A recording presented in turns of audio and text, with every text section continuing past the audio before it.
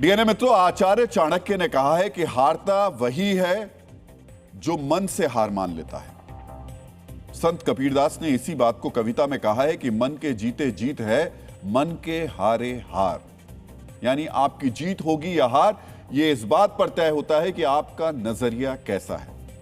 राजनीति में यह बात और भी महत्वपूर्ण है क्योंकि राजनीति के लिए कहा जाता है यह संभावनाओं का खेल है, राजनीति परसेप्शन का भी खेल है। इसलिए हर नेता आखिरी तक अपनी जीत का दावा करता रहता है। आखिरी राउंड की मतगणना तक कोई भी नेता खुद को हारा हुआ नहीं मानता है।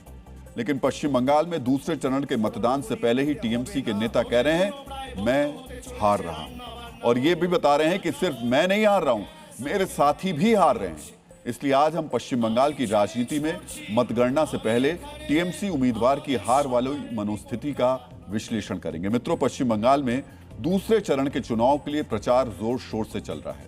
पहले चरण के मतदान के बाद सभी पक्ष अपनी जीत के दावे कर रहे हैं। ममता बनर्जी समेत टीएमसी के दिग्गज नेता चौथी बार पश्चिम बंगाल में अपनी सरकार बनाने के दावे कर रहे हैं। लेकिन इन दावों पर सवाल भी टीएमसी का एक उम्मीदवार ही उठा रहा है। जिन उम्मीदवारों की जीत के दम पर चौथी बार टीएमसी की सरकार बनाने का दावा किया जा रहा है, जिस नेता को ममता बनर्जी ने टीएमसी का टिकट दिया, उम्मीदवार बनाया, बीजेपी को हराने के लिए मैदान में उतारा, वो कह रहे हैं कि हम हार रहे हैं। सुनिए सागरदिघी सीट से तृणमूल कांग्रेस के मौजूदा विधायक और उम्मीदवार वायरन विश्वास मतगणना से पहले चुनाव परिणाम पर क्या कह रहे हैं। वोट दरकार नहीं बांग्लाय। बंगाल में अब चुनाव की जरूरत नहीं है। मैं अपने विधानसभा में हार रहा हूं। जंगीपुर में जाकिर साहब हार रहे हैं, शमशेरगंज में नूर आलम हार रहे हैं और फरक्का में अमीरुल हार रहे हैं। बाकी राज्य के बारे में नहीं कह सकता। अमीरुल हारছে, राज्य खबर আমি বলতে পারবো না। तृणमूल कांग्रेस के विधायक के इस बयान को सुनकर इटली के प्रसिद्ध राजनीतिक विचारक निकोलो मैकियावेली का एक कथन याद आता है कि राजनीति में जीत उसी की होती है जो परिस्थिति चाहे कितनी भी विपरीत हो, प्रयास करना नहीं छोड़ता है। लेकिन वायरन विश्वास ने अभी से उम्मीदें छोड़ दी हैं। उम्मीद सिर्फ अपने लिए नहीं छोड़ी है, गिन गिन कर बता रहे हैं कि सिर्फ मैं नहीं हार रहा हूं, मेरे साथ टीएमसी के दूसरे नेता भी चुनाव हार रहे हैं। वायरन विश्वास जिस सागरदिघी सीट से अपनी हार का सार्वजनिक ऐलान कर रहे हैं, उस सीट पर 2011 से टीएमसी का कब्जा है। जंगीपुर सीट पर 2016 से लगातार टीएमसी जीत रही है। वायरन कह रहे हैं कि इस सीट से जाकिर हुसैन भी हार रहे हैं। शमशेरगंज सीट से टीएमसी उम्मीदवार नूर आलम की हार की भविष्यवाणी भी उन्होंने की है। यह सीट टीएमसी 2016 से जीत रही है। फरक्का से अमीरुल इस्लाम की हार की भविष्यवाणी भी वायरन विश्वास ने कर दी है। यह सीट 2021 में टीएमसी ने कांग्रेस से छीनी थी। मित्रों, यह पहली बार है जब कोई नेता सार्वजनिक तौर पर कह रहा है मैं तो चुनाव हार ही रहा हूं। सोचिए, जिस नेता की जमानत जब्त होती है वो भी परिणाम आने तक कहते हैं कि चुनाव तो मैं ही जीत रहा हूं।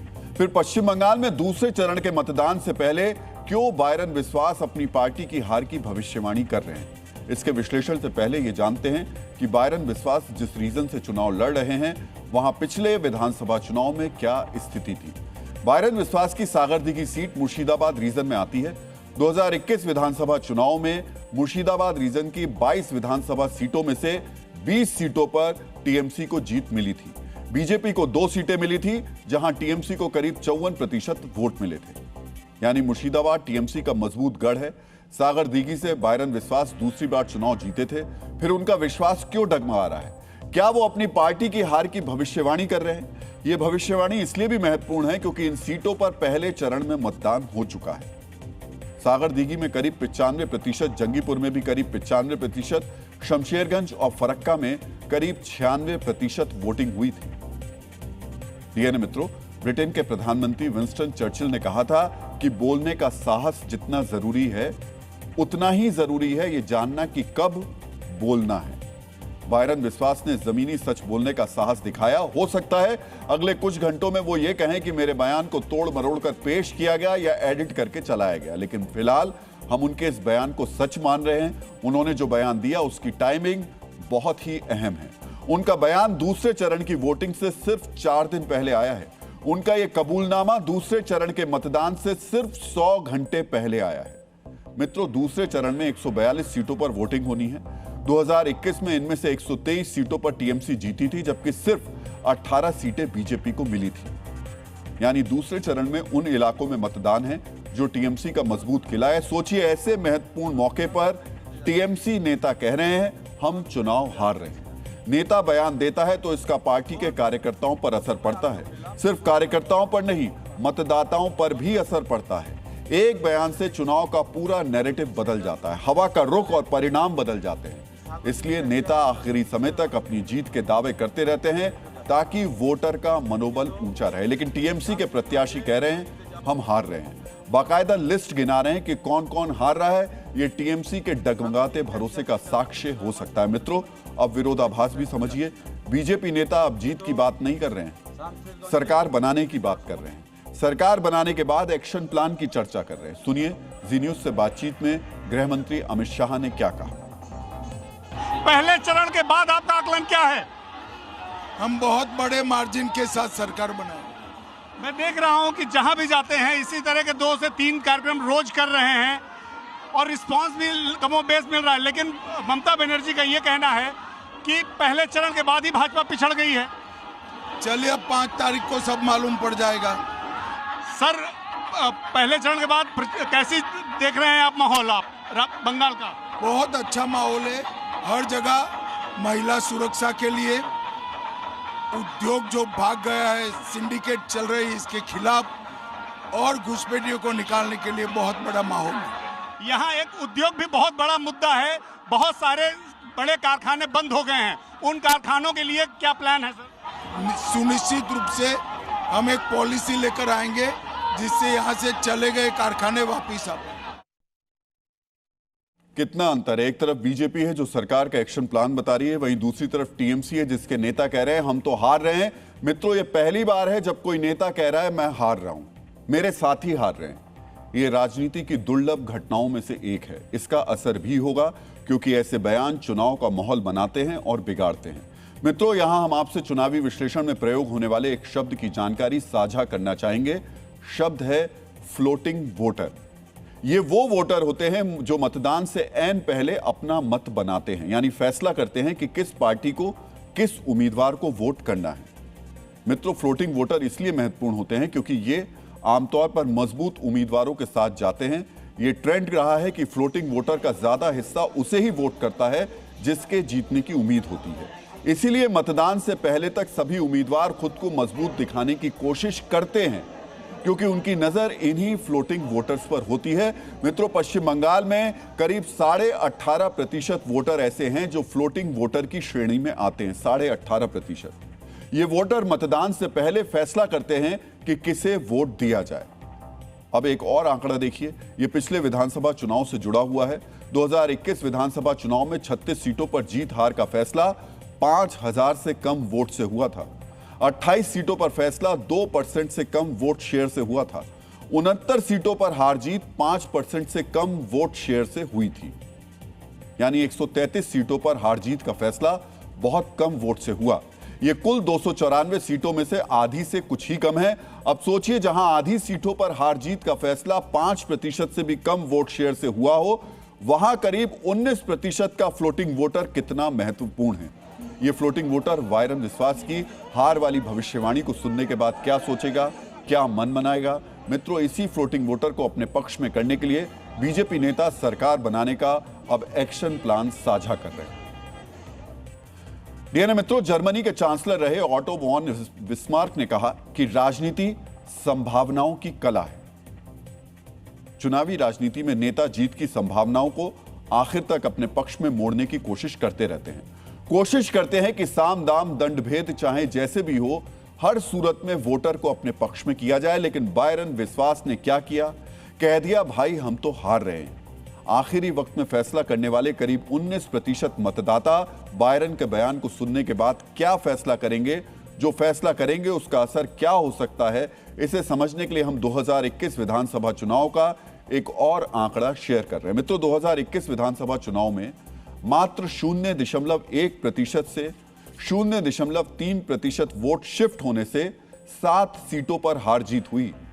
1% वोट शिफ्ट होने से 28 सीटों पर हार जीत हुई। 2.5% वोट शिफ्ट होने से 24 सीट और 5% वोट शिफ्ट होने से 30 सीटों पर हार जीत का फैसला हुआ। पॉलिटिकल एक्सपर्ट्स बताते हैं कि महज 3.5% वोट शिफ्ट नतीजों में बड़ा बदलाव कर सकता है।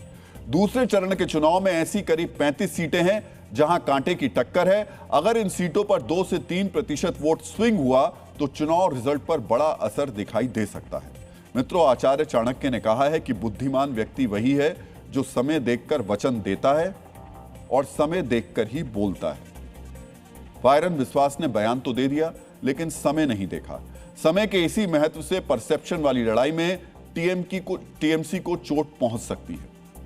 टीएमसी की इस चोट को और गंभीर बना रही है बीजेपी नेता इस नैरेटिव को मजबूत कर रहे हैं कि सरकार तो हमारी ही बन रही है। अब बीजेपी के पास यह शाब्दिक साक्ष्य भी है कि टीएमसी के नेता हार मान रहे हैं। इसीलिए बीजेपी नेता अब जीत का दावा नहीं कर रहे हैं। हर रैली, हर सभा में सरकार बनने पर किए जाने वाले काम की लिस्ट और प्राथमिकताएं गिना रहे हैं। बंगाल में प्रचार के लिए पहुंचे रक्षा मंत्री राजनाथ सिंह और उत्तर प्रदेश के मुख्यमंत्री योगी आदित्यनाथ ने इस नैरेटिव को किन शब्दों में आगे बढ़ाया, अब उसे सुन लीजिए। हताशा की स्थिति में वो हैं, निराश हैं।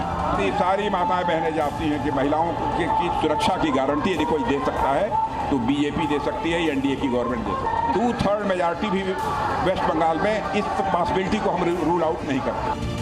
टीएमसी के बहुत सारे गुंडे अभी से अपने लिए काम धंधे की तलाश कर रहे हैं। कोई सोच रहा है कहां मैं पंचर की दुकान बनाऊं, और कोई अपना झाड़ू लेकर के अब बंगाल की सड़कों पर झाड़ू लगाते हुए दिखा करके अपनी जान बचाने के लिए फिरते रहेंगे। पहले चरण के रिकॉर्ड मतदान को बीजेपी अपनी मजबूती बता रही है, तो इसी वोटिंग के बाद बायरन बिस्वास के बयान से परसेप्शन की लड़ाई में टीएमसी को नुकसान हुआ है। इसीलिए टीएमसी के नेता अब सफाई दे रहे हैं। सफाई में वही पुराने तर्क दोहराए जा रहे हैं कि बायरन बिस्वास का बयान काट छाट कर पेश किया गया। बायरन का ये पूरा वीडियो आपने नहीं दिखाया। ये एक्चुअली क्या है, एक इंटरव्यू दिया था, बड़ा इंटरव्यू। उसमें से कुछ हिस्सा को एडिट करके, काट के, छोटा करके भाजपा का आईटी सेल ने उसने ऐसा वीडियो सामने लाया है। लेकिन फिर भी, उसके बावजूद भी ये पार्टी का स्टेटमेंट नहीं है। ये स्टेटमेंट बायरन ने खुद अपने कैपेसिटी से किया है, अपने कैपेसिटी से रखा है। मित्रों, पंडित जवाहरलाल नेहरू ने कहा है कि हर विचार का मूल्य इस बात से तय होता है कि उसे कब और कैसे प्रस्तुत किया गया। बायरन बिस्वास ने जो कहा उसका मूल्य इसलिए अधिक है क्योंकि उन्होंने ये बयान दूसरे चरण के मतदान से पहले कही है, और उनका बयान अब सिर्फ एक पॉलिटिकल स्टेटमेंट नहीं रहा, अब यह चुनाव को दिशा देने वाला नैरेटिव बन गया है। इसीलिए टीएमसी अब डैमेज कंट्रोल कर रही है। मित्रों, राजनीतिक नफा नुकसान की लड़ाई के बीच पश्चिम बंगाल को आर्थिक नुकसान पहुंचाने वालों पर इस समय कानूनी कार्रवाई भी हो रही है। ईडी यानी प्रवर्तन निदेशालय ने आज उत्तर 24 परगना के हावड़ा में 4 जगहों पर छापेमारी की। यह छापेमारी राशन घोटाले के केस में हुई। ईडी की टीम ने हावड़ा में चावल व्यापारी सागर साहा के घर और गोदाम पर छापा मारा। इसके अलावा दूसरे चावल व्यापारी पार्था साहा और उनके भाई राजीव साहा और समीर चंद्र के घर और दुकान पर छापेमारी की। छापेमारी के दौरान ईडी की टीम के साथ केंद्रीय सुरक्षा बल के जवान भी मौजूद थे।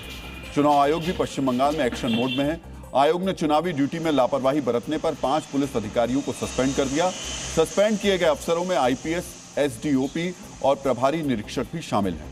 जिन अधिकारियों पर कार्रवाई हुई है उनमें हिंगलगंज पुलिस स्टेशन के प्रभारी संदीप सरकार, डायमंड हार्बर के अतिरिक्त पुलिस अधीक्षक संदीप गराई, डायमंड हार्बर के एसडीओपी साजल मंडा, डायमंड हार्बर पुलिस स्टेशन के इंस्पेक्टर इंचार्ज मौसम चक्रवर्ती, फलता पुलिस स्टेशन के इंस्पेक्टर इंचार्ज अजय बाग और उस्थी पुलिस स्टेशन के ऑफिसर इंचार्ज शुभेच्छा बाग शामिल। मित्रों, अब हम अमेरिका और ईरान के बीच वार्ता वाले दृश्यम का डीएनए टेस्ट करेंगे। कल रात से अमेरिका और ईरान के बीच दूसरे राउंड की बातचीत की खबरें सुर्खियां बटोर रही थी, लेकिन आज ईरान ने अमेरिका के वार्ता वाले मंसूबे पर पानी फेर दिया। मित्रों, ईरान के विदेश मंत्री अब्बास अराक्ची इस्लामाबाद आए, पाकिस्तान के नेताओं से बात की और सारी दुनिया को समझा दिया मिडिल ईस्ट में शांति की शर्तें अमेरिका नहीं बल्कि ईरान तय करेगा। आज आपको जानना चाहिए पाकिस्तान की वजह से ईरान के सामने अमेरिका कैसे बेइज्जत हुआ और आज कैसे दुनिया तक संदेश गया। ईरान को झुकाना अमेरिका के बस की बात नहीं है। सबसे पहले देखिए पिछले 24 घंटे में इस्लामाबाद से लेकर वॉशिंगटन तक ऐसा क्या हुआ जिससे अमेरिका का मजाक का सबके बीच पात्र बनकर रह गया। मित्रों, कल रात ईरान के विदेश मंत्री अब्बास अराक्ची एक प्रतिनिधि मंडल के साथ पाकिस्तान पहुंचे, जहां पर पाकिस्तान के उप प्रधानमंत्री इशाक डार और पाकिस्तान की आतंकी सेना के चीफ आसिम मुनीर ने उनको रिसीव किया। इस बार आसिम मुनीर ईरान के प्रतिनिधिमंडल को रिसीव करने फौजी वर्दी पहनकर नहीं बल्कि सूट पहनकर पहुंचा। इसके अलावा पाकिस्तान का गृह मंत्री यानी ट्रॉफी चोर मोहसिन नकवी भी अरागची को एयरपोर्ट पर लेने पहुंचा। यानी पाकिस्तान के प्रधानमंत्री शहबाज शरीफ को छोड़कर पाकिस्तान के सभी हाई प्रोफाइल लोग एयरपोर्ट पर मौजूद थे। आज ईरान के विदेश मंत्री अब्बास अरागची ने सबसे पहले पाकिस्तान में अपने समकक्ष इशाक डार से मुलाकात की। इशाक डार पाकिस्तान के उप प्रधानमंत्री और विदेश मंत्री दोनों की जिम्मेदारी निभा रहे हैं। इसके बाद अब्बास अरागची और ईरानी प्रतिनिधिमंडल ने आसिम मुनीर के साथ मुलाकात की और आखिर में ईरान का प्रतिनिधिमंडल पाकिस्तान के प्रधानमंत्री शहबाज शरीफ से मिलने के लिए पहुंचा। इस मुलाकात के दौरान आसिम मुनीर और इशाक डार भी मौजूद थे और यहीं पर पाकिस्तान और ईरान के प्रतिनिधिमंडल के बीच 2 घंटे लंबी बातचीत हुई। आज आपको इस्लामाबाद में पाकिस्तान और ईरान के बीच वार्ता के एजेंडे के बारे में भी जानना चाहिए। इस वार्ता के दौरान अमेरिका और ईरान के बीच स्थायी शांति की शर्तों पर बातचीत हुई। पाकिस्तान के जरिए अमेरिका को ईरान के नए प्रपोजल की जानकारी देने पर सहमति बनी। इसके अलावा हॉर्मूज पर ईरान की नाकेबंदी और ईरान के चारों तरफ अमेरिका की नाकेबंदी पर भी चर्चा की गई। इस मीटिंग के बाद ईरान ने अपने 10 सूत्रीय मांगे पाकिस्तान को सौंप दी हैं। इसके अलावा अमेरिका की शर्तों पर अपनी आपत्तियों के बारे में भी बता दिया गया है। अब पाकिस्तान ये जानकारी अमेरिका को देगा। मित्रों, ईरान की तरफ से इस्लामाबाद पहुंचने के पहले ही बता दिया गया था इस्लामाबाद की यात्रा सिर्फ द्विपक्षीय चर्चा है जिसमें तेहरान और इस्लामाबाद के बीच बातचीत होगी। ईरान अमेरिका से सीधी बात नहीं करने जा रहा है। ये जानकारी बाकायदा ईरान के विदेश मंत्रालय ने सोशल मीडिया पोस्ट के जरिए दी, जिसमें कहा गया, हम आधिकारिक यात्रा के लिए इस्लामाबाद पाकिस्तान पहुंचे हैं। विदेश मंत्री अरागची अमेरिका के छिड़े गए युद्ध को खत्म करने और हमारे इलाके में शांति बहाल करने के लिए चल रही मध्यस्थता को लेकर पाकिस्तान के उच्च स्तरीय अधिकारियों से मिलेंगे। ईरान और अमेरिका के बीच कोई बैठक प्लान नहीं है। ईरान के ऑब्जर्वेशन पाकिस्तान को बता दिए जाएंगे। मित्रों, इससे साफ बात कोई देश नहीं कह सकता। ईरान ने सोशल मीडिया के जरिए ये जानकारी दी ताकि वार्ता को लेकर किसी भी तरीके की कोई गलतफहमी न रह जाए। लेकिन पाकिस्तान से अमेरिका को ऐसे सिग्नल दिए गए जैसे वो अरागची के दौरे पर वार्ता को मैनेज करवा सकते हैं, जिसके बाद अमेरिका ने भी आनन फानन में अपने दूतों को इस्लामाबाद भेजने का फैसला कर लिया, जिसका ऐलान व्हाइट हाउस की प्रेस सेक्रेटरी कैरोलिन लेविट ने किया।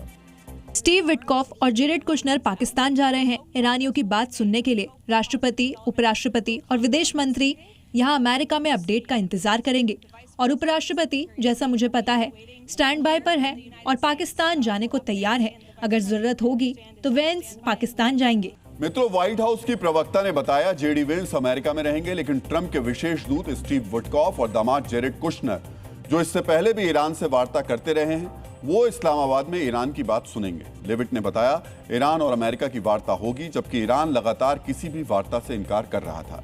ईरान ने जैसा कहा वैसा ही किया। अब अरागची इस्लामाबाद से मस्कट के लिए रवाना भी हो गए हैं।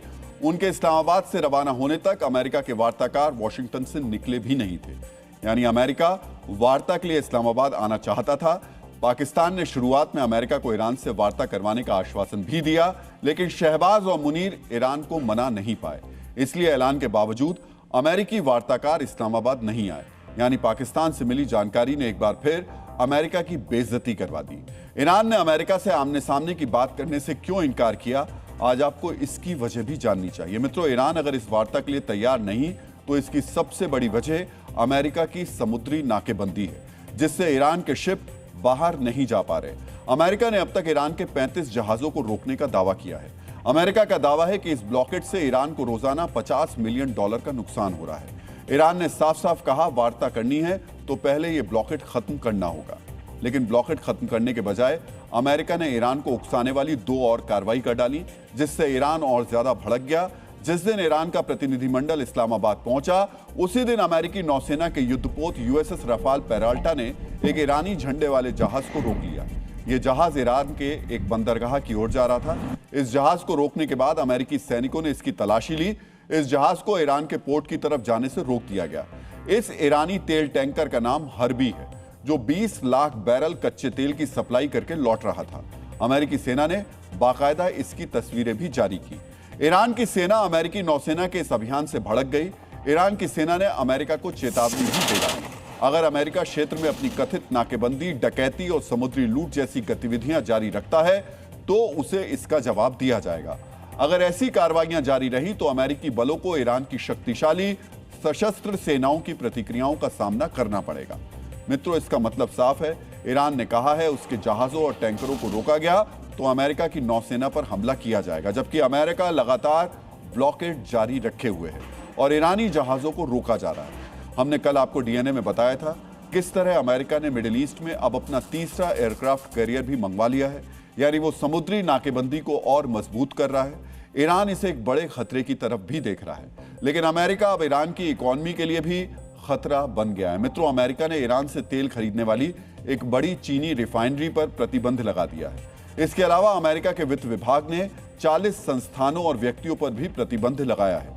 अमेरिकी प्रतिबंध के दायरे में कई जहाज, उसके मालिक और मैनेजर शामिल हैं। ये सभी ईरान के तेल निर्यात के लिए महत्वपूर्ण नेटवर्क माने जाते हैं। अमेरिका की कोशिश है ईरान की कमाई के सोर्स को पूरी तरीके से बंद कर दिया जाए। इससे भी ईरान भड़का हुआ है और उसने अमेरिका से समझौते के साथ साथ युद्ध की तैयारियां भी जारी रखी हैं। इस्लामाबाद के बाद अब्बास अराक्ची इसी तैयारी के सिलसिले में ओमान की राजधानी मस्कट और मॉस्को भी जा रहे हैं। मित्रों, ईरान अगर वार्ता के साथ साथ युद्ध की तैयारी कर रहा है तो इसकी वजह भी दिखाई देने लगी है। हमले कब? आपको अमेरिका के तीसरे एयरक्राफ्ट कैरियर के मिडिल ईस्ट पहुंचने की खबर हमने आपको दिखाई थी, यानी मिडिल ईस्ट में अमेरिका अपनी ताकत बढ़ा रहा है। दूसरी तरफ इजराइल ने लेबनान पर नए हमले करके सीजफायर तोड़ने के संकेत दे दिए। इजराइल ने लेबनान पर एक साथ कई हमले किए। इजराइल ने लेबनान के बिन्ट दवील इलाके में हिजबुल्लाह के 6 आतंकवादियों को मारने का दावा किया। इजराइल की सेना ने इसका वीडियो भी जारी किया।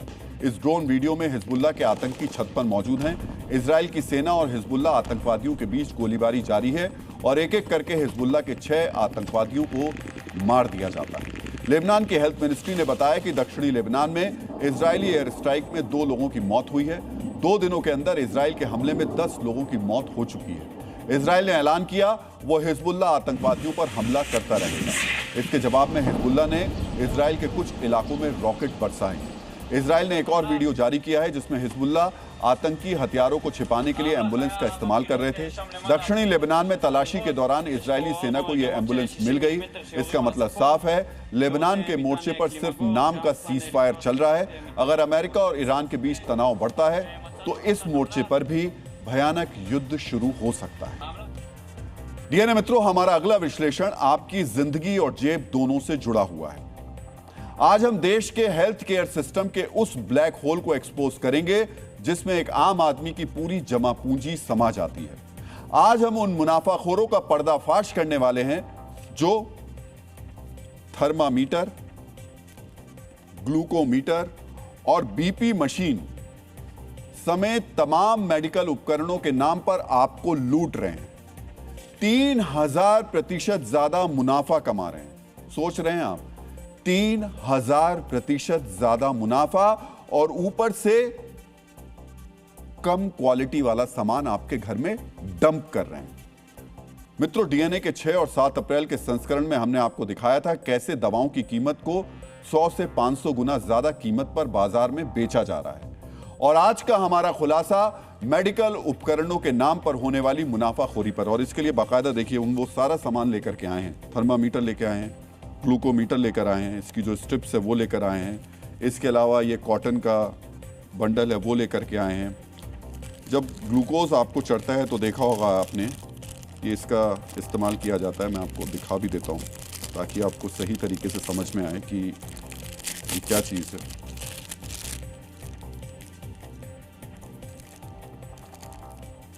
ये सारी चीज़ें हैं जो कि ये सिरिंज है, ये वो तमाम चीज़ें हैं जब आप हॉस्पिटल में जाते हैं तब आपसे कहा जाता है कि इसे हम ही दिलवा देते हैं, और बाकायदा उन हॉस्पिटल्स के जो स्टोर्स होते हैं वहाँ से ये सारी चीज़ें ले ली जाती हैं। लेकिन अब असली खेल आज आपके सामने आएगा। मेडिकल माफियाओं के खिलाफ जी न्यूज़ लगातार अभियान चला रहा है और इसमें हमें आपका भी सहयोग लगातार मिल रहा है। हम चाहते हैं आज भी आप हमारे इस अभियान से जुड़िए। जी न्यूज़ के सोशल मीडिया पेज पर आइए। हमारा हैशटैग है #लूट का मेडिकल सामान, जिसके जरिए आप अपनी राय दे सकते हैं। मोबाइल नंबर 9310497453 पर भी आप हमें अपने संदेश भेज सकते हैं। डीएनए मित्रों, आपने देखा होगा अस्पताल में ड्रिप चढ़ाने के लिए मरीजों के हाथ में कैनुला नाम का एक उपकरण लगाया जाता है, और हम लोग कैनुला भी लेकर आए हैं। ये देखिए, ये कैनुला है। मार्केट में ये जो कैनुला 200 से 250 रुपए में बिक रहा है, उसकी असल कीमत जानकर आप चौंक जाएंगे मित्रों। टाका लगाने के लिए जिस धागे का इस्तेमाल होता है, स्टिचेस के लिए जिसका इस्तेमाल होता है, उसके लिए मरीजों से हजारों रुपए वसूले जाते हैं, लेकिन इसकी असली कीमत सुनकर आप विश्वास ही नहीं करेंगे। मेडिकल उपकरणों को लेकर कैसे लूट मची है, आज हम इसे 3 बिल के जरिए डिकोड करेंगे। मित्रों, मेडिकल उपकरणों की कीमतों को लेकर आज ये चर्चा क्यों हो रही है, आपको इसकी वजह भी पता चलेगी। ये 3 बिल हैं मेरे पास में, और आपके लिए हमने बाकायदा इन सामानों को खरीदा। और ये जो 3 बिल हैं, ये मेडिकल माफिया जो हैं उनकी पूरी पोल खोल के रखेंगे और बताएंगे कि किस तरीके से आपको लूटा जा रहा है।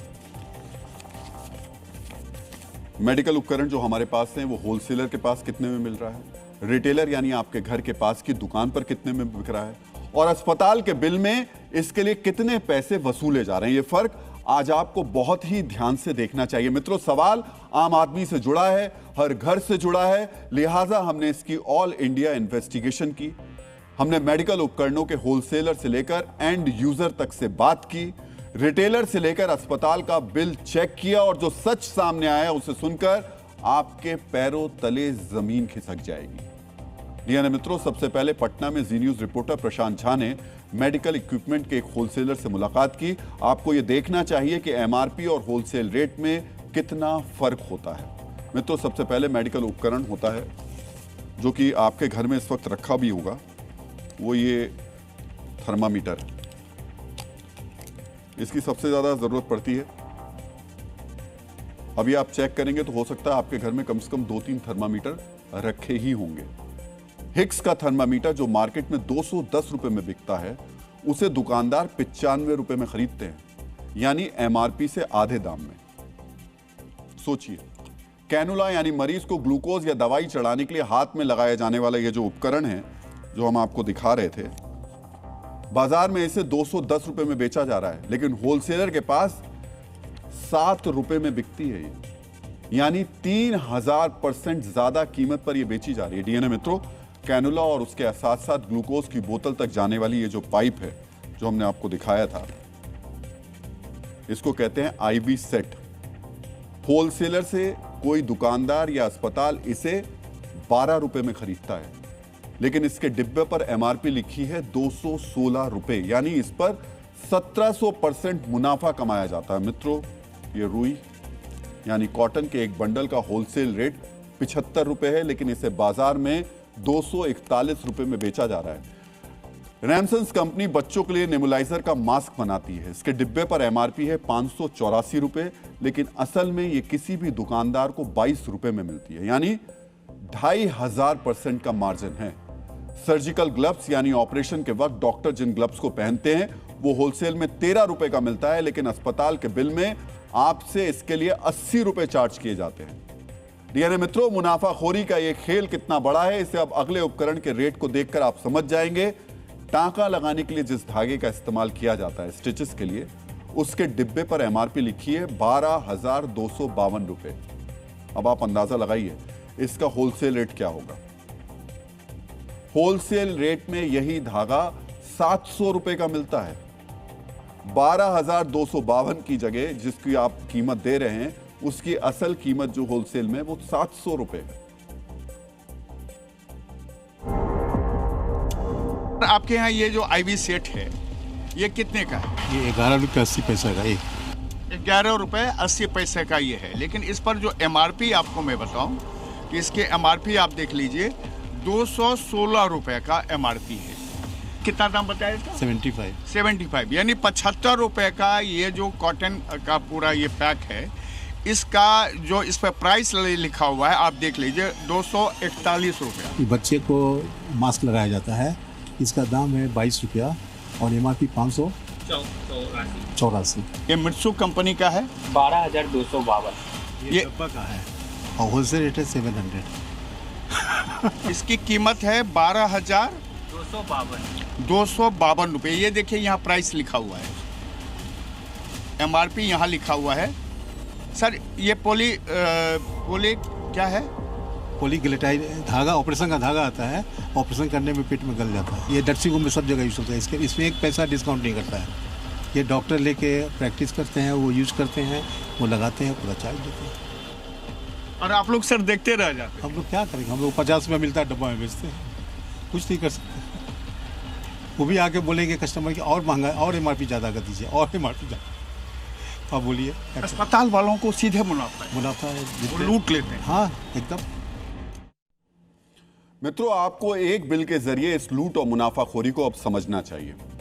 आज की तारीख में लगभग हर घर में ब्लड प्रेशर की जो मॉनिटर है वो होता है।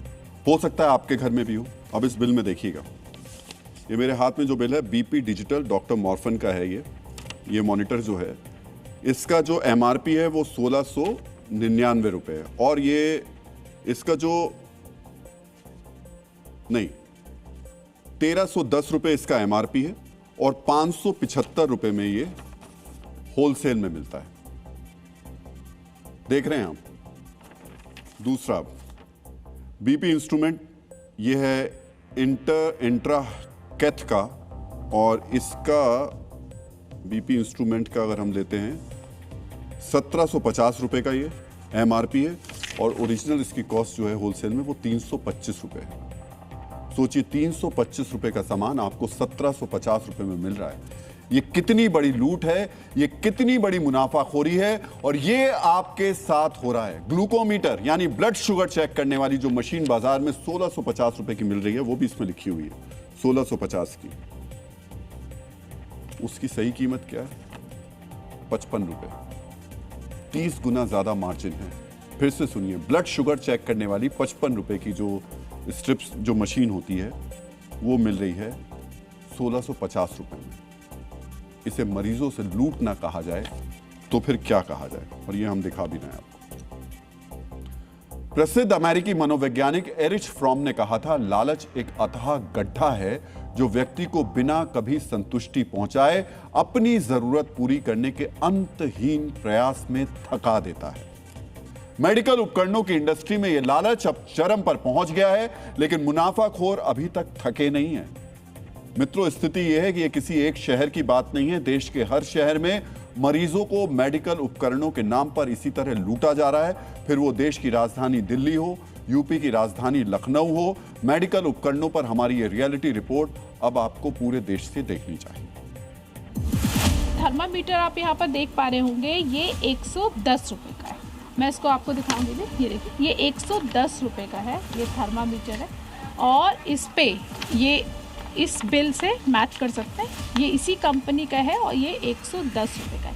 लेकिन इसमें अगर मैं MRP की बात करूं तो इस MRP क्या लिखी है 249, यानी कि 249 रुपये। आप डायबिटीज़ नापने के लिए ग्लूकोमीटर, आप ये ग्लूकोमीटर जो है ये होलसेल में आप देखिए, ग्लूकोमीटर इसका बिल है, GST बिल है इसमें, ये है मात्र 65 रुपये का। ये देखिए 620 रुपये, 60 रुपए की चीज़ 620 रुपए की MRP है इस पर। ये कैंडुला की अगर हम बात करें, ये कितने 8 रुपए का है। जब हॉस्पिटल हम जाते हैं लगवाने के लिए, कुछ भी करें, वो 200 रुपए का इसको देंगे, इससे 1 रुपया कम नहीं करेंगे। और ये जैसे 100 रुपए के अगर वो है तो ये 495, ये हॉस्पिटल वाले इसको MRP पे बेचेंगे, हम इसको 100 रुपए की होलसेल में देंगे। मित्रों, यहां एक तर्क यह दिया जा सकता है कि जब आप कोई मेडिकल उपकरण लेने के लिए किसी रिटेलर शॉप पर जाते हैं तो वहां आपको 15 से 20% का डिस्काउंट दिया जाता है। लेकिन क्या यह डिस्काउंट वाजिब है? हम एक रिटेल बिल के जरिए अब इसे डिकोड कर लेते हैं। मेरे हाथ में ये पूरा का पूरा रिटेल का बिल है। हिक्स कंपनी के डिजिटल थर्मामीटर की MRP यहां पर दी है 249 रुपए। जो दुकानदार थे उन्होंने मेहरबानी की 20% का डिस्काउंट दिया, और इसे कितने में दिया? 199 रुपए 20 पैसे पे। सोचिए, डिस्काउंट दिया। IV सेट रॉमसन्स, इसकी जो कीमत है MRP में, वो IV सेट जो मैंने आपको दिखाया था, ये इसलिए दिखा रहे हैं आपको ताकि आप समझ सकें कि ये कितनी ज़रूरी चीज़ होती है, इसका बार बार इस्तेमाल किया जाता है। इस IV सेट की कीमत थी MRP 216 रुपये। यहाँ भी दुकानदार ने 20% का डिस्काउंट दिया और इसको दिया 172 रुपये 80 पैसे पे। अब किटकैट जो IPH है, ये इसका कीमत है 202 रुपये, इस पे भी 20% का डिस्काउंट हुआ और ये 161 रुपए 60 पैसे पे मिली। लेकिन इसकी होलसेल की कीमत क्या थी? जो 199 रुपए 20 पैसे पे मिली, होलसेल में उसकी कीमत 95 रुपए है। जो 172 रुपए 80 पैसे डिस्काउंट करके मिला, उसकी होलसेल कीमत कितनी है? 12 रुपए। और जो चीज हमें 161 रुपए 60 पैसे यानी डिस्काउंट पे मिली, एहसान के साथ मिली, उसकी एक्चुअल कीमत कितनी है? 6.5 रुपए, यानी 2300% का मुनाफा है। 2300%। मित्रों, मुनाफाखोरी और मार्जिन के इसी मायाजाल का असर है कि अब इस मुनाफाखोरी पर पूर्ण विराम लगाने की मांग की जा रही है। 22 अप्रैल 2026 को association of Indian medical device industry यानी AIMED ने सरकार से MRP आधारित प्रणाली की पुनर्समीक्षा करने और व्यापार मार्जिन पर सीमा लगाने की औपचारिक मांग की है। मित्रों, ये मांग की गई है उपकरण बनाने की लागत और MRP के बीच अनुचित अंतर को कम करने की। ये मांग की जा रही है कि जीवन रक्षक उपकरणों की कीमत पूरे देश में एक समान हो, यानी वन नेशन वन प्राइस। ये मांग की गई है कि जब दवाइयों के लिए जन औषधि केंद्र हो सकते हैं तो उपकरणों के लिए क्यों नहीं। तीसरी मांग ये कि उपकरणों पर मुनाफे के मार्जिन को 30% पर सीमित किया जाए। साथ ही यह भी मांग की गई कि अस्पतालों के अंदर मरीजों को यह छूट मिले कि वो अस्पताल के बाहर से भी उपकरण खरीद सकें, जो सबसे बड़ा चैलेंज है। आज के वक्त में आप किसी भी अस्पताल में चले जाइए, प्राइवेट अस्पताल के ये हालत है कि आप उनसे अगर कोई छोटी सी चीज भी कहते हैं कि हम बाहर से ले आएंगे, तो जो उन्होंने अपने बाहर स्टोर खोल के रखा हुआ है, लिखते ही ऐसी चीजें जो वहीं मिल सकती हैं, और फिर वो आपसे इसी तरीके से मनमाना पैसा वसूलते हैं। हॉस्पिटल्स जो प्राइवेट कारपोरेट हॉस्पिटल्स हैं वो MRP बहुत ज़्यादा डिमांड कर रहे हैं मैन्युफैक्चरर्स से, जो कि एक्स फैक्ट्री प्राइस का 10 गुना 15 गुना या 20 गुना है। ट्रेड में अभी तक जो इंडियन मैन्युफैक्चरर्स एथिकल मैन्युफैक्चरर्स देते हैं वो 4, 5, 6 गुना MRP का होता है, जिसमें सारी रिटेल चेन का मार्जिन निकल आता है। लेकिन कारपोरेट हॉस्पिटल्स और कुछ रिटेलर्स इस तरह की डिमांड मैन्युफैक्चर से कर रहे हैं कि आप 10 गुना 15 गुना या 20 गुना MRP लगाइए। वो पेशेंट से एक्स्ट्रा चार्ज कर रहे हैं, जो कि नेचुरल नहीं है, जो कि अनएथिकल है। मित्रों, सीधा साधा आरोप है कि अस्पताल कंपनियों से ज्यादा MRP की मांग करते हैं, और तो और अस्पताल रिटेल शॉप्स की तरह कोई डिस्काउंट भी नहीं देते। स्थिति यह है कि आज की तारीख में लोग अस्पताल जाते हैं तो डॉक्टर की फीस या कमरे के किराए से उतना नहीं डरते जितना उस सर्जिकल बिल से डरते हैं। मेरे हाथ में एक ऐसे ही सर्जिकल बिल है जिसमें सिरिंज से लेकर सर्जिकल ग्लव्स तक की कीमत मरीज से वसूल ली गई, और इनकी कीमत में अस्पताल ने कितनी कमाई की, अब आपको यह भी देखना चाहिए।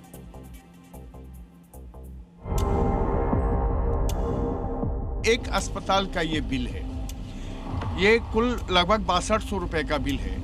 अगर ये आपके यहाँ से 8200 रुपए के आसपास का है ये बिल अगर हम आपके यहाँ से सारी दवाइयाँ सर्जिकल आइटम लें तो कितने में आए? ये मैक्सिमम आएगा तो 1800-1900 रुपये। 8200 की दवाइयाँ अब 30%, 40%, 50%, 200% दाम जुड़ा हुआ है। जैसे एग्जाम्पल, 1-2 रुपया 90 पैसा एक सिंजेस का दाम लिखा हुआ 10 ml का, दुकानदार ने क्या लिया है 46 रुपया 44 पैसा दाम दी। एक आइटम है सिंजेस उनका है 1 रुपया 60 पैसा दाम है, उसका दाम भी लिया है 53 रुपया। आप सोचिए कि 1 रुपया 60 पैसा का सिंज 53 रुपया में बेच रहे हैं। यह है RL है 500 ml का, उसका रेट लिया है 56 रुपया, होलसेल रेट है 20 रुपया। पानी होता है जो चढ़ाया जाता है। ये PD हिंदुजा हॉस्पिटल, बहुत हिंदुजा हॉस्पिटल काफ़ी फेमस हॉस्पिटल है, काफ़ी बड़ा हॉस्पिटल है, काफ़ी बड़े लोग उसमें इलाज कराने जाते हैं। अब यहाँ पर आप देख सकते हैं BD ml सीरीज उन्होंने पेशेंट को चार्ज किया 87 रुपीज़ एक सिंगल, ये वाला तो 15 रुपये में सिर्फ मुझे आता है, प्लस GST पड़ गया 18 रुपये में पड़ेगा मुझे। 10 ml का भी मेरे को बताइए, 10 ml का भी आप देख सकते हैं 37 मेरे पास है, और इनके पास 44 में कस्टमर को बेच रहे हैं, और जबकि हमको आता है 10-12 रुपये में। सोच रहे हैं आप, जिस व्यक्ति का बिल पटना में हमारे सहयोगी प्रशांत झा ने उन रिटेलर दुकानदार के हाथ में दिया, वो बिल मेरे पास है। सोचिए उस व्यक्ति ने 8200 रुपए भरे होंगे उस अस्पताल के स्टोर पे जिसकी मैं बात कर रहा था आपसे, और एक्चुअल कीमत कितनी है? 1800 मैक्सिमम 1900 रुपए, वो भी मार्जिन लगा के बता रहे थे वो। मित्रों, जब कोई अपना अस्पताल में भर्ती होता है तो जो दवा मांगी जाती है, जो उपकरण मांगे जाते हैं, मरीज के परिवार के लोग चुपचाप उसे अस्पताल की फार्मेसी से खरीद कर ले आते हैं।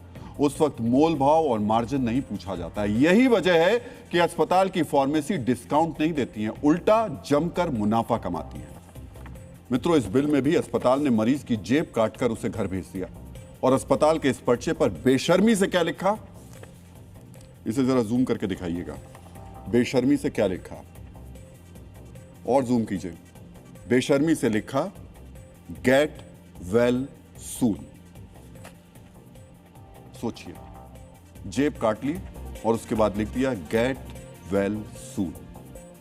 आप में से कई लोग ऐसे होंगे जिन्हें अस्पताल में ऐसा अनुभव हुआ होगा, जिनके साथ ऐसा या तो हो चुका होगा या फिर अभी भी हो रहा होगा। मित्रों, यहां यह सवाल उठना लाजमी है कि स्वास्थ्य उपकरणों पर 1000 से लेकर 3000% तक की मुनाफाखोरी कैसे हो रही है और इस पर लगाम क्यों नहीं लगाई जा रही है।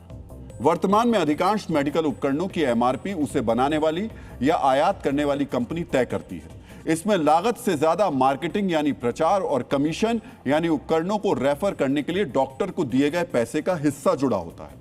भारत में एनपीपीए यानी नेशनल फार्मास्यूटिकल्स प्राइसिंग अथॉरिटी कुछ चुनिंदा उपकरणों की कीमतें तय कर चुकी है, लेकिन अन्य उपकरण जैसे digital thermometer, BP monitor, surgical blades अब भी इस दायरे से बाहर है। सरकार ने हाल ही में कुछ उपकरणों पर ट्रेड मार्जिन कैपिंग यानी थोक मूल्य और एमआरपी के बीच का अंतर सीमित करने की मांग पर विचार शुरू किया है। मित्रों, इसे जल्द से जल्द तय करने की जरूरत क्यों है, आपको कुछ आंकड़ों के जरिए अब समझना चाहिए। भारत में मेडिकल उपकरणों का बाजार लगभग 1,30,000 करोड़ रुपए से ज्यादा का है, जो हर साल तेजी से बढ़ रहा है। भारत में कुल मेडिकल खर्च का 62% हिस्सा सिर्फ उपकरणों पर ही खर्च हो जाता है। 62%। यह खर्च हर साल औसतन 10% से 15% तक बढ़ता जा रहा है। मित्रों, समझिए यह कितना बड़ा खर्च है। अगर इलाज में 100 रुपए खर्च हो रहे हैं तो उसमें से 62 रुपए सर्जिकल उपकरणों पर खर्च होते हैं। सोचिए, डॉक्टर की फीस और दवाओं से ज्यादा पैसा इन उपकरणों पर खर्च होता है। डीएनए मित्रों, आम आदमी 5 रुपए की चीज के लिए 50 रुपए देने को मानो मजबूर है। मेडिकल इंश्योरेंस लेने के बावजूद कई बार मेडिकल उपकरणों का खर्च जेब से ही देना होता है। नियमों को किस तरह तोड़ मरोड़ कर अस्पताल में आम आदमी की जेब काटी जा रही है, आपको यह भी समझने की जरूरत है। सर्जरी के दौरान शरीर के अंदर डाले जाने वाले या जीवन रक्षा के लिए जरूरी बड़े उपकरणों का खर्च अधिकांश इंश्योरेंस पॉलिसियां कवर करती हैं, लेकिन ये जो छोटी छोटी चीजें हैं, जैसे हमने आपको बताया था, ये जो सिरिंज हमने आपको दिखाई थी, ये रुई, टांके, इन जैसी चीजों को बीमा की भाषा में कंज्यूमेबल्स कहा जाता है। पारंपरिक या पुरानी इंश्योरेंस पॉलिसियों में इन्हें नॉन मेडिकल खर्च मान करके कवर नहीं किया जाता। पिछले कुछ वर्षों में बीमा नियामक IRDAI के निर्देशों के बाद अब कई कंपनियां उपकरणों पर उपभोक्ता को चिकित्सीय सुरक्षा देने के अलग से चार्ज करती हैं। अगर किसी व्यक्ति ने अपने इंश्योरेंस में इसे जोड़ रखा है तो यह खर्च बच जाता है, लेकिन अगर यह मिस हो गया तो यह बिल जेब से भरना पड़ता है। मित्रों, बीमारी किसी को बताकर नहीं आती, लेकिन बीमारी का फायदा उठाकर मरीजों के साथ डकैती की जा रही है। डकैती की जा रही है, ऐसी डकैती की मरीज का परिवार कई बार कर्ज के बोझ तले दब जाता है। लेकिन जरूरत है मेडिकल उपकरणों की कीमत पर अब लगाम लगाने की, क्योंकि अगर ऐसा नहीं हुआ तो मध्यम वर्ग का व्यक्ति इलाज की आड़ में भारी कीमत चुकाने के जाल में फंसा रहेगा। डीएनए मित्रों, मेडिकल उपकरणों की आड़ में मची लूट के बाद अब हम हर घर में रोजाना खाए जाने वाले अश्वगंधा जो सप्लीमेंट्स हैं, उससे जुड़ी जरूरी खबर दिखाने जा रहे हैं। मित्रों, हमारे देश के तकरीबन हर घर में अश्वगंधा खाई जाती है। आजकल अश्वगंधा की टैबलेट्स भी आती हैं, जिन्हें हम और आप तनाव कम करने के लिए खाते हैं। अश्वगंधा के इन्हीं सप्लीमेंट्स को लेकर एक बड़ी खबर सामने आई है। खाद्य उत्पादों की गुणवत्ता तय करने वाली एजेंसी FSSAI ने अश्वगंधा के सप्लीमेंट्स बनाने वाली कंपनियों के लिए एक नई एडवाइजरी जारी की है। इस एडवाइजरी में लिखा गया है कि सभी कंपनियों को सप्लीमेंट्स या टैबलेट्स बनाने में अश्वगंधा की जड़ों का इस्तेमाल करना होगा। दरअसल FSSAI के सामने कुछ ऐसे मामले सामने आए थे जिनमें सप्लीमेंट्स के अंदर अश्वगंधा की पत्तियों का इस्तेमाल पाया गया। अब एजेंसी ने साफ कर दिया कि अश्वगंधा के नाम पर बेचे जा रहे सप्लीमेंट्स में सिर्फ और सिर्फ जड़ का इस्तेमाल ही किया जाएगा। मित्रों, अश्वगंधा के सप्लीमेंट्स को लेकर दी गई इस एडवाइजरी के पीछे सबसे बड़ी वजह है अश्वगंधा की जड़ और पत्तियों के बीच का फर्क। आपको भी अश्वगंधा की जड़ और पत्तियों का यह फर्क ध्यान से देखना और समझना चाहिए। मित्रों, अश्वगंधा की जड़ का सेवन करने से शरीर का स्टैमिना बढ़ता है, जबकि पारंपरिक तौर पर अश्वगंधा की पत्तियों के अर्क का इस्तेमाल वजन कम करने के लिए किया जाता रहा है। अश्वगंधा की जड़ के सेवन से शरीर के अंदर मौजूद कॉर्टिसोल यानी तनाव से जुड़ा हार्मोन कम होता है और बेहतर नींद आती है, जबकि अश्वगंधा की पत्तियों के अर्क का इस्तेमाल घाव भरने में किया जाता है। मित्रों, ये फर्क साफ साफ बताता है कि अश्वगंधा की जड़ और पत्तियों के फायदे अलग अलग हैं। आमतौर पर लोग शारीरिक ताकत बढ़ाने के लिए अश्वगंधा का सेवन करते हैं, यानी अश्वगंधा की पत्तियां उस लक्ष्य को पूरा ही नहीं कर सकती जिसके लिए सप्लीमेंट्स के लिए उसको खरीदा जाता है। तो फिर कंपनियां जड़ की जगह पत्तियों का इस्तेमाल क्यों कर रही थी? इस सवाल का जवाब भी हम ढूंढेंगे, लेकिन उससे पहले हम आपको अश्वगंधा से जुड़े कुछ महत्वपूर्ण तथ्य बता देते हैं। मित्रों, क्या आपको पता है भारत में तकरीबन 50% परिवार पारंपरिक दवाएं यानी आयुर्वेदिक और होम्योपैथिक दवाओं का इस्तेमाल करते हैं। इन दवाओं में इस्तेमाल होने वाले पदार्थों में अश्वगंधा तीसरे नंबर पर आती है। अगर अश्वगंधा युक्त चाय और जूस की बात की जाए तो भारत में इनका बाजार 58,000 करोड़ रुपए का है। अब उस सवाल की बात करते हैं जिसका जिक्र इस जानकारी से पहले हुआ था, यानी सप्लीमेंट्स में अश्वगंधा की जड़ की जगह पत्तियां क्यों इस्तेमाल की गई। मित्रों, इस सवाल का एक जवाब जड़ और पत्तियों की कीमत के बीच फर्क हो सकता है। आमतौर पर अश्वगंधा की जड़ के दाम 300 से 500 रुपए प्रति किलोग्राम तक होते हैं, जबकि अश्वगंधा की पत्तियां 35 से 50 रुपए प्रति किलोग्राम में मिल जाती हैं। संभव है मार्जिन बढ़ाने के लिए कुछ कंपनियों ने सप्लीमेंट्स में अश्वगंधा की जड़ के बजाय पत्तियों का इस्तेमाल तय कर दिया। तो मित्रों, अब आप अगली बार अश्वगंधा के सप्लीमेंट या टैबलेट खरीदने जाएं तो ये जरूर चेक करें कि उनमें अश्वगंधा की जड़ है या फिर पत्तियां। मित्रों, ये तो हुआ अश्वगंधा की जड़ और पत्ती का फर्क। बाजार में कुछ ऐसे किरदार भी मौजूद होते हैं जो अश्वगंधा में मिलावट करते हैं। इस मिलावट से कैसे बचें, ये समझने के लिए आपको सिर्फ एक बार डीएनए का रियलिटी चेक देख लेना चाहिए। ड्रग का नाम ही है अश्वगंधा, मतलब कि अश्व की गंध जैसा। तो जब आप उस पाउडर को स्मेल करते हैं, इट विल स्मेल लाइक कि एक हॉर्स जैसी स्मेल, थोड़ी सी ऐसी तीखी सी स्मेल ऐसी आएगी कि मतलब मिट्टी जैसी स्मेल आती है। अगर उस पाउडर में ऐसी खोलते ही अश्व जैसी स्मेल आ रही है, मिट्टी जैसी स्मेल आ रही है, तो वो ओरिजिनल है। तो आज हमने अश्वगंधा के बारे में बताया, मेडिकल उपकरणों के बारे में बताया, और ये जो मेडिकल उपकरण है ना, इस पर ये जो हमारी सीरीज है ये थमने वाली नहीं है। इसको हम सीरीज को जारी रखेंगे। देश के बड़े बड़े नामी गिरामी जो हॉस्पिटल्स हैं उनको एक्सपोज करेंगे कि कैसे वो आपको लूट रहे हैं। कितनी अजीब बात है, लोग ब्लड प्रेशर से डरकर नमक छोड़ देते हैं, डायबिटीज से डरकर मीठा छोड़ देते हैं, लेकिन बुराई से बचने के लिए अपने बुरे कर्म नहीं छोड़ते हैं।